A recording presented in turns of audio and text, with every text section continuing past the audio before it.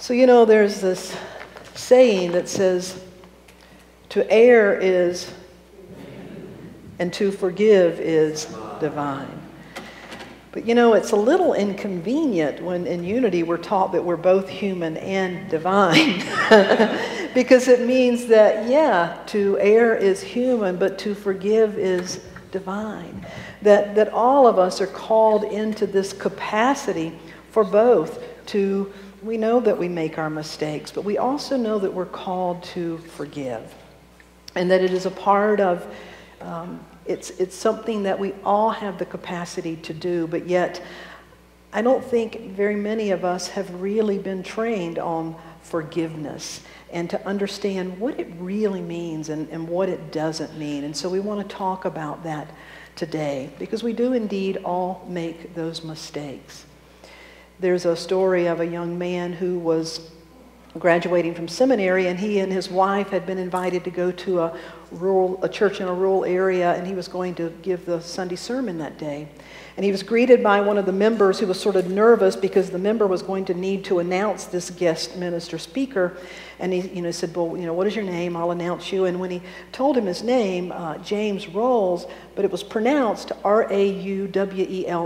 And the guy kept looking at it and he just couldn't remember it. And the minister said, well, just remember hot buttered rolls. Just take that visual prompt and remember that. And the man said, okay. So we got ready to introduce him, and he said, so today we're delighted to have a guest speaker with us, and I would like to welcome the Reverend James Biscuits. That's a true story. But I like that because have you made a mistake lately? Yeah, we all make mistakes. And so the title of the talk today is actually a way for living light, or light living.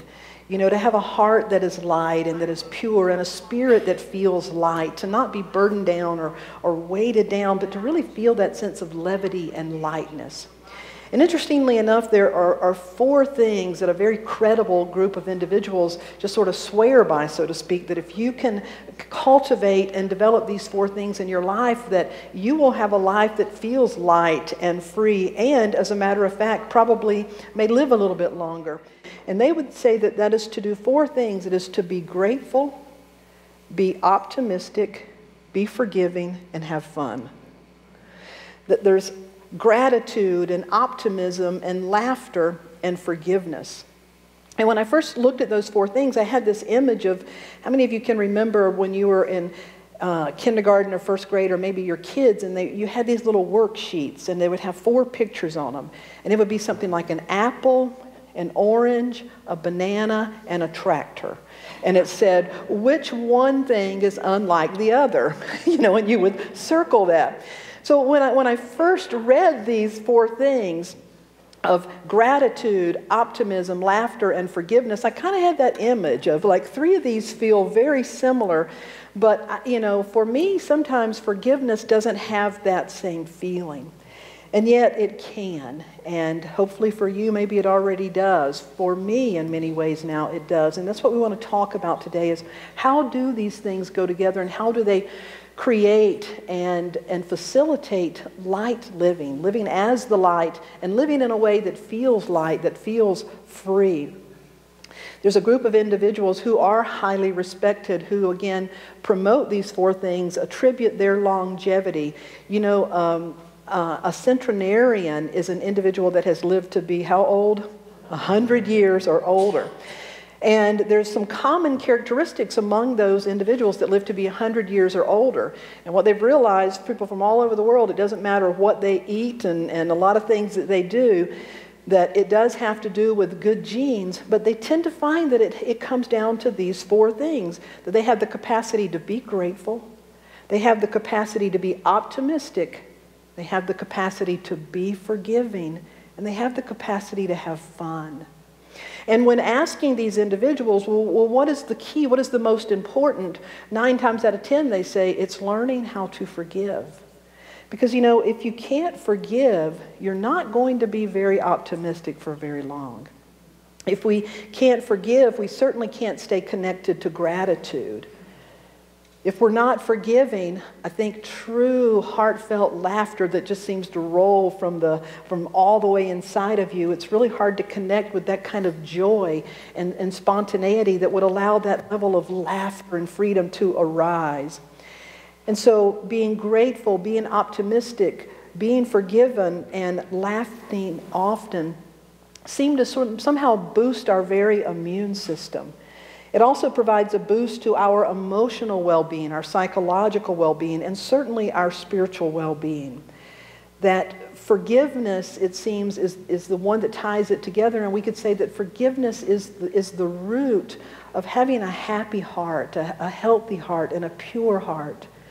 In the scriptures, the Beatitudes from the Sermon on the Mount, it says, "Blessed are the pure in heart, for they shall see God."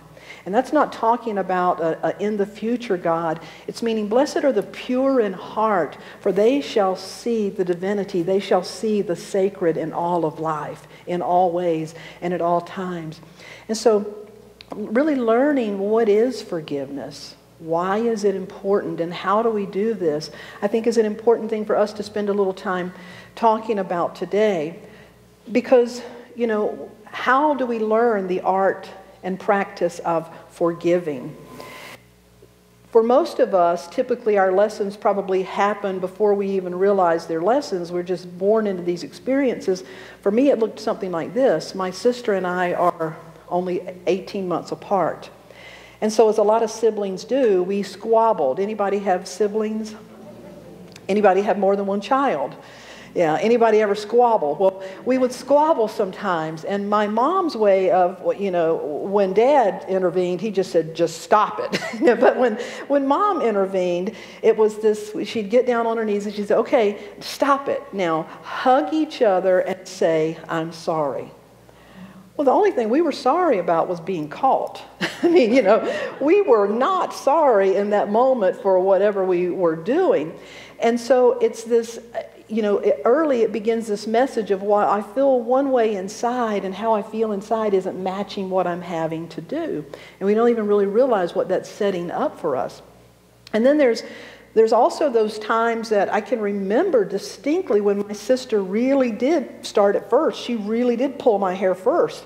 But then my mom happened to see me retaliating, and I was the one who had to be the first one to say, I'm sorry. And so those kind of things create mixed messages for us, and we don't just forget that. How many of you have received any formal training in forgiveness? 3 or 4. Of those, did anybody receive that training before you were 18 years old? Yeah. I mean, think about it. You can graduate, you can join, you can go to war, you can buy a weapon, you can drive a car, you can do all these things. And the majority of us have never had any forgiveness training. I think it's something that should really be built into our curriculum, so to speak, is learning how to forgive. Because on top of that, and then you throw in sort of the moral sense of obligation and the religious obligations, and it becomes, for many people, the very word forgiveness needs some forgiveness because there's a lot of baggage and things that were attached to it that aren't really truly about the genuine art and practice of forgiveness. And so it's easy to understand why a part of us and why many people would much rather retaliate or get even or silently hold a grudge than to really go through the process. And it is a process of dealing with our stuff, and especially in those big situations of being able to move through the process of forgiveness. There was a man who got up early one Saturday morning, got his cup of coffee, and was flipping through the newspaper, and he always liked to read through the classifieds, and he saw a classified ad that said a Jaguar, $50, a car, $50. And he thought, well, this has to be a typo and an interesting story, so he called the number, and a lady answered. And he said, I see in the paper there's a Jaguar listed for $50. I'm curious, is that a typo? And she said, oh, no. And he said, does it run? Oh, yeah, it runs. Can I come see it? You're the first caller. Come on over. So he goes over, and very nice house. She opens the garage and actually has to pull the cover off of it. And there it is, a silver, almost brand new, mint condition, gorgeous Jaguar. And he, without looking any further, said, here's the $50, I'll take it. And she goes and gets the keys, takes his $50, and he cranks the car, and he can't believe it. But before he leaves, he said, I can't help, but I want to know the story behind it. Why in the world would you sell such a car that is worth far more than this for $50? She said, well, it's my husband's car, and he left me a number of weeks ago. And he and his new girlfriend have just moved to the beach. And he told me I could have the house and everything in it, but to just sell his Jag and send the money to him. So I'm happy to sell it to you for $50. And we can relate, you know, that sense of, wanting to get even. And it's just truthfully, it's part of a human nature of how to outsmart and how, you know, when things like that happen. So why would we forgive? And really, who is forgiveness for? I think it's helpful to begin by let's dismantling and let's look at some of the things that are not forgiveness. Let's be real clear about this. Number one, forgiveness is not being naive nor pretending that it didn't happen. Forgiveness is not ignoring or denying your hurt, your feelings, your emotions. Forgiveness is not pardoning, it's not condoning, it's not excusing, it's not enabling. Forgiveness is also not waiting for someone else to acknowledge their wrongdoing or apologize. That may never happen. Forgiveness also does not mean that you necessarily need to be reconciled with the other person. It's not about that. Forgiveness is not a two-way conversation. Forgiveness is about you doing your part for yourself. That it's truly about our heart, our healing, our well-being. Forgiveness does not eradicate responsibility. It's not unloving to hold someone accountable. If someone is angry with you and gets a baseball bat and decides to go out and take it out on your car, you have every right and should hold them accountable. But what forgiveness is really about is helping us be able to separate. We forgive the individual, but we don't have to condone the behavior. You see that when bad things happen, when evil things happen, those things should never happen. And so we're not talking about dismissing those. We're not talking about tolerating those. As a matter of fact, we're talking about the willingness to hold people accountable for their actions and to hold ourselves accountable. But we can hold an individual accountable for their actions. We can hold an individual accountable for their behavior and still forgive them. And that's the craft, that's the art, that's the work that really goes into the spirit and the ability to forgive. It was written on a wall of a prison cell. It said, forgiveness does not excuse behavior, but forgiveness prevents behavior from destroying your heart. You see, forgiveness is elevated in all the sacred text because it's intricately linked to our own sacredness. And to really understand why this is important and why it's like medicine for our own soul. Some things about forgiveness is to really be able to forgive, it does require a healthy sense of self. You know, a child can go through the motions. A child can say, I'm sorry. A child can certainly have compassion. But a child doesn't yet have the emotional structure put together to really understand forgiveness. A child can't hold all of that. And even many adults who yet are very emotionally undeveloped. And so the truth of the matter is we need to realize that in the practice of forgiving, it really grows us. It grows us emotionally. It grows us psychologically. It grows us spiritually. And so it requires some maturity and an emotional, healthy sense of self. It also requires being able to see a bit of yourself in all people and a bit of all people in yourself. To realize that to err is human and to forgive is also human and divine, that we're all of these. The capacity to forgive to a certain extent involves the capacity to empathize, to see that, again, we're all in this human spirit experience together. It requires courage to be willing to let go, and it requires the ability to be vulnerable. But remember, through Dr. Brene Brown's work, vulnerable doesn't mean weak. Vulnerable means the willingness to let your heart be expressed, to let your heart be seen. And that forgiveness is really about our own well-being. Because when forgiveness happens, typically there's some sort of grievance that has taken place. And the word grievance comes from the root of the word grieve, and what they both have roots in meaning, it's when our spirit has been crushed. It's when a part of us feels that it has been crushed or has been broken. There's some grievance. And so when a grievance happens, there's two things that are going on. Number one, it means that something happens that we did not want to happen. But what makes it a grievance rather than just a regular old happening, the second part of that is it sticks to us. It sticks with us. Have you had something happen and just for the life of you, you could not stop replaying it in your head? That it just kind of keeps going over and over and over. That, you know, the sense of wanting to be right or wishing I'd said this or I need to say that. So when we notice those things, there's a judgment or a grievance, this is our opportunity to realize, okay, there's something for me in this. There's something that I need to do in this. It's not necessarily about them. I may or may not need to do, you know, something to take care of this, but I definitely need to tend to something here if I'm holding on, if I just keep playing it. And I'll give you an example of that in just a little bit. So we're forgiving the other person, but we are not eradicating responsibility nor dismissing the act or behavior. Marianne Williamson, in her powerful writing, says, forgiveness is a radical act, but it's certainly not weakness. By forgiving, we do not grant victory to those who have wronged us. Instead, we surrender the aspect of mind that is blocking divine correction. When you forgive, you surrender your pain or loss to a power that is bigger than yourself. You no longer try to understand why this happened. You're no longer wanting it to change. You're no longer hoping for revenge, but rather you're trusting and allowing life to shape you, to heal you, to mold you.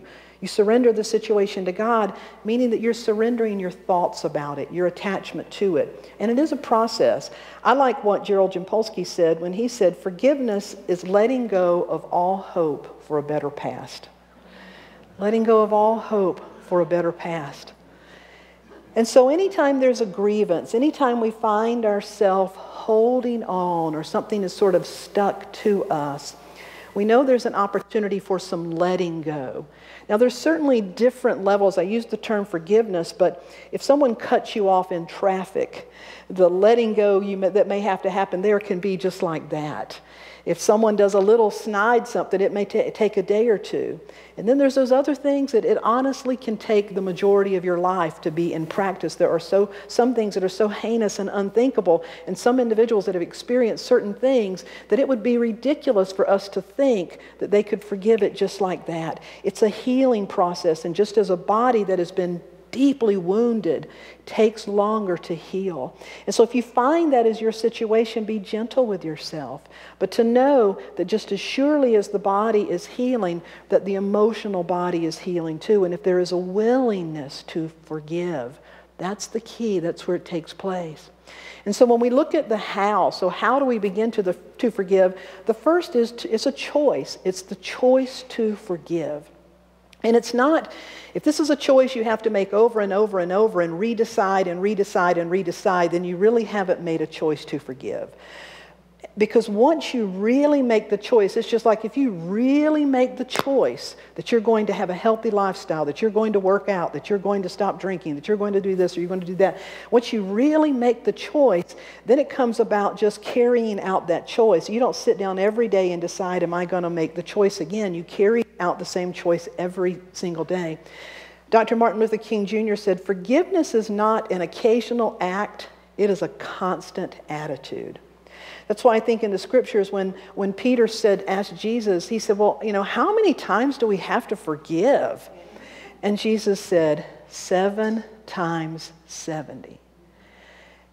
And I'm sure Peter didn't think, gosh, forgiveness even requires math, and so I've got to do So on the 491st time, can I just let him have it? He understood what was being said of the day, that the number 7 was symbolic. 7 meant wholeness or completion. And so by saying, how many times do I forgive? 7 times 70 was saying, you forgive until there's nothing else left to forgive. You forgive until there's nothing else left to forgive. That's how many times. And so it begins with a choice, the willingness to forgive.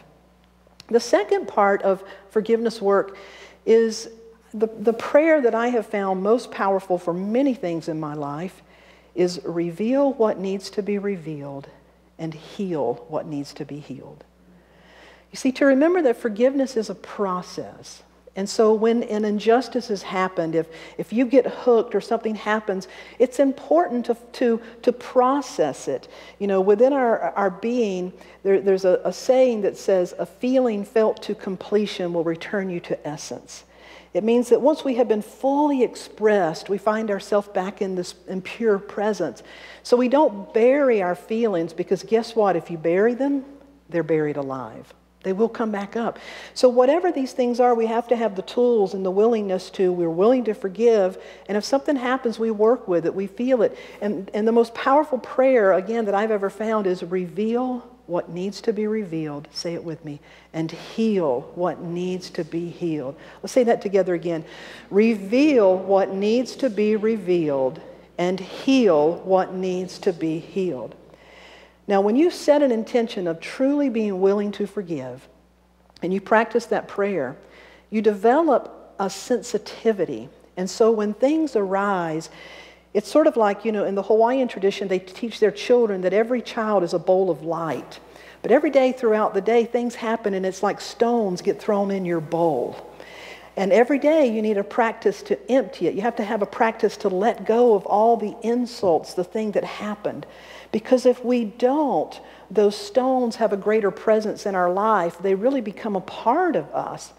And so being willing to let go, being willing to forgive, we create a sensitivity to notice when something is off inside. We notice when an offense has happened. You really notice it more than, you know, a person in the world that's very brash, that can go through and walk around and knock down and hit people and don't even care. I dare say there's not a person there who is praying every day, reveal what needs to be revealed and heal what needs to be healed. If you start praying that prayer, you'll develop a sensitivity. So, in ministry, and for those of you who do public speaking, you probably realize this, whatever you're working on and you're speaking about, it comes up in your life. Well, I've done lots of forgiveness work, and I tend to let things go and don't hold on. And so I was teaching a class Thursday night about this and doing this week. So lo and behold, I have a grievance this week. Something totally unexpected happened with a neighbor of mine. I'll just tell you the story. I was early home one morning, working on my class stuff, working literally on forgiveness, just pulling scriptures and stuff. And I get this knock on the door. And there's one couple in our neighborhood that are known for being not very nice and just sort of gruff and those sorts of things. But I've waved at this person several times, and when you wave, they look at you and turn over, walk away. I was in Home Depot one time. We were walking aisles together, and I waved, and they literally just looked and turned like that. So I'm like, wow. So I just, don't do anything anymore. So lo and behold, I'm surprised when I get this really hard knock, and I look, and there's the neighbor. And I'm like, yes. And he says, your trash is in my yard. Get it out. I'm like, okie dokie. And it's trash day, and it got windy. And sure enough, my trash, some of it blows over. So I said, yes, sir, So I get a bag. But as soon as he left and I closed the door, the thought that went into my mind is, why is he such a jerk? But I didn't say jerk. Why is he such just a thought? But because, I didn't even say it out loud, but because I have that, I noticed it. I'm like, oh, that's judging. So I get my bag and I'm running around the neighborhood picking up my trash. And just as I get it, the truck comes, and so it's gone. But it's like that stone keeps coming. It just kept coming back. And I'm like, why is this bugging me? Why is it bugging me? And it kept coming back. And I thought, it's because I'm going to give a talk on forgiveness. I'm never giving another talk on forgiveness. And it just keeps eating away at me. And so another part of this class on Thursday night, we all had $10 that we were to give to someone. And so this happened. And so Thursday afternoon, and class is Thursday night, I still have my $10. And I'm like, I've been asking, what am I to do with this? And I hear, give it to the neighbor. I'm like, you've got to be kidding. This is not happening. This is all going on in my head. And just to clear, now this is tell you another cosmic joke. So all of a sudden, just like this, I see in my mind an orchid. Who brought that orchid today? I see an orchid in my mind, and it's like, just take an orchid to the neighbor and say, thank you for letting me know my trash had turned over. Like, gosh, that's just ridiculous. But, it doesn't make sense. But, you're living this, you got to do it. So, all right, I'm going to do it. So I had seen the image of the orchid. I get the orchid, exactly the image of the orchid. I have that. I'm prepared to do this Saturday because this all happened Thursday evening. So Saturday, I know I have to do this. And, it's just like, oh, just dreading it. My partner's like, why would you go give him a flower? But I know I have to do it. So I have it. But before I head out, just so happens, it's been a busy week in the neighborhood. Another knock yesterday. Another neighbor comes over. And she's over and she's talking. In the course of conversation, she says, oh, yeah, our neighbor, they left yesterday morning. They're gone for 3 weeks. I'm like, they did? I don't think my orchid will live that long. And I'm not saying this out loud, but I'm thinking, oh, my God, they're gone 3 weeks. And so I don't even hear anything else she's saying because I'm like, when is this going to end? So now I've got the orchid, and they're gone. It's not that orchid. I don't know how that one got here. It's the cosmic joke.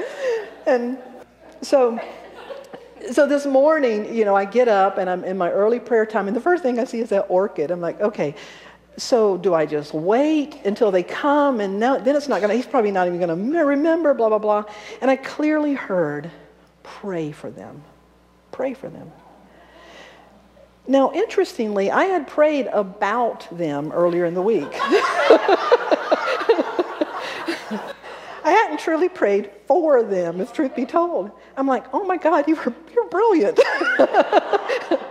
And so in my prayer time, as I began to pray, and it felt so good. Richard, would you come on up? Now, I have no idea what is going to happen 3 weeks from now. But I can tell you, I will be praying every day for 3 weeks at least. And I can tell you that if miraculously they came home today and I needed to go deliver the orchid, I would already be in a different place. I can genuinely do it with joy today. Can you see the healing? That reveal what needs to be revealed, heal what needs to be healed. That forgiveness, be willing to forgive. And then be in the process as long as it takes. But not from a point of victimization, but from a point of knowing, I need to find my way back to me. Because healing is about remaining open to the truth of your being. Healing is about being able to see the other person at the deepest level of their being, no matter what happens. You may never like them. You may never want to be in the same room with them again, and that's fine. But we would never damn them or hurt them. And so we stay in that process, and we just know that we know that we know that we are going to be changed. You see, that's what makes this thing real, is because it changes us in a way that we could not change ourselves.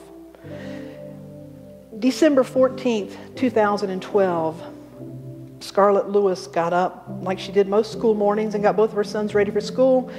This particular morning, her husband, their father, was coming. They were no longer married, but he came to pick up the boys to take them to school. And her youngest son,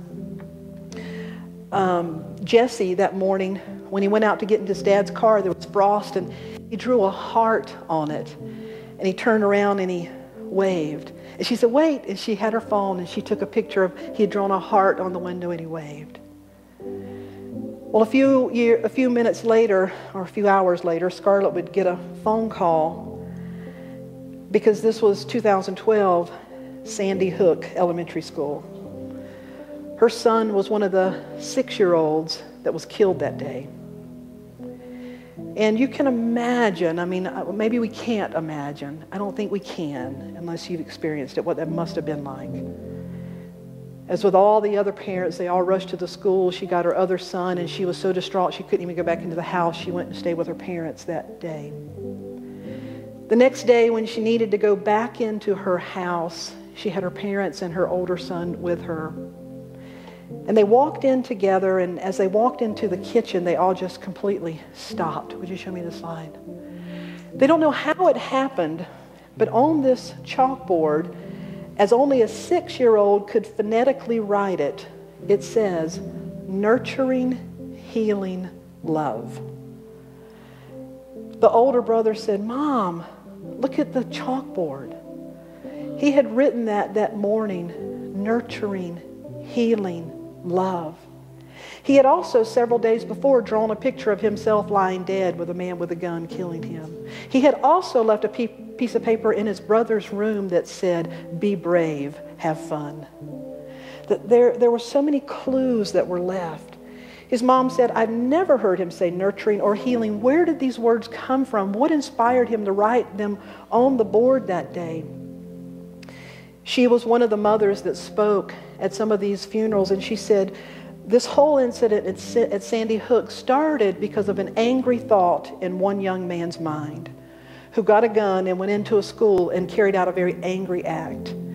And he said it, and she said, and you know, I think if there's a message for any of us, it's to deal with the angry thoughts in our own head. Can you imagine what it took for her to arrive at that? She has since gone on to found the Jesse Lewis Choose Love Foundation, where she tells his story. And it's a story of healing, and the little synchronicities and the miracles have never stopped, how the messages, and have just helped her realize that, you know, there's a bigger picture and there's so much more going on than we can probably realize. And to get stuck in the why doesn't make sense. And what we can do is respond in the best way we know how, but to stay in that, say it with me, reveal what needs to be revealed, and heal what needs to be healed. And trust and know that the miracles happen. Are you ready to open up to a greater experience of forgiveness? To what it really means, and to let that healing reach you? So it begins with this choice. It says, love is my decision. Would you join me? Love is my decision. It's up to me to stand on that bridge. Love is my decision. No one else can make me forgive. But once I decide to change my mind, God will show me how. Love is my decision. It's my decision right here and now. I invite you to close your eyes, and as you turn your awareness within, there's a scripture in Jeremiah that says, for I know the plans I have for you, declares the Lord. Plans to prosper you and not harm you. Plans to give you hope and a future. And I ask you to hear it again. Love says, for I know the plans I have for you. Love declares this. Love says, I have plans to prosper you and to not harm you. I have plans to give you hope and to give you a future, even when you feel like all hope for any future is gone. Love is bigger than that. Course in Miracles says the holiest of all the spots on earth is where an ancient hatred becomes a presence of love. We join together right here, right now, in the awareness that we are both human and divine. We will make mistakes and others will make mistakes. Hurt people will hurt people. We join together in the awareness of knowing that there's a part of us, though, that can never be diminished, that can never be hurt. And that's the great paradox of life, is being able to walk with our feet firmly planted, with the willingness to feel, to be touched, to be moved, that we may be agents and instruments of a presence and a power that is beyond being moved. That in every time there's a crushed spirit, in every time that there's a grudge or a grievance, if anything lands within our heart, within our mind that causes hurt or pain or separation, we choose to turn within and say, reveal what needs to be revealed. Heal what needs to be healed. Allow that to create an opening so that more of this presence of love, compassion, and wisdom is born through me. For that's what healing is about. It's being able to tend to any wound without becoming wounded. It's being able to be the presence of love in the midst of anything else. And from this we know that there is gratitude, that there is optimism, and that our heart and our spirit will find its way to laugh again, to love again. I invite you to set your intention to become willing to forgive.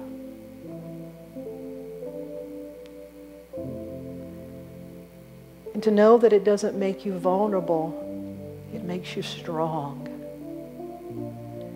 It creates an opening, availability to discover more about you than you knew even existed.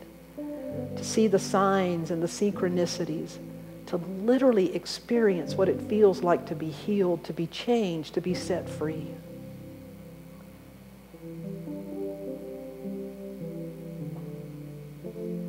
So we say yes.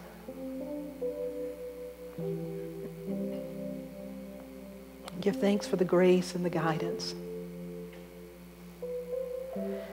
We bring into our awareness those that we are holding in our prayers and those who have asked us to hold them in prayer. And we see them just as they are, in the light of their perfection, in the light of their wholeness. Irregardless of any circumstance, of any situation, we see the truth of who they are in the midst and beyond that. And we hold that vision and we hold that truth until it becomes the foremost reality for them. And we hold this same truth and this same prayer for our own being. We also this weekend hold all of our prayer chaplains as they're away today experiencing their training, their yearly training. We just hold them in the light and love and send our gratitude and blessings for what they do, for what they share and how they serve. And for the ability to be a part of this spiritual community, we are truly grateful. For the love that sets us free, we are most grateful. In the name and the nature of all that is holy, we give thanks. And so it is. Amen. Would you please stand with me? Love is my decision. It's up to me to dance down that road. Love is my decision. No one else can lighten my load. And once I decide to change my mind, God will show me how. Love is my decision. It's my decision.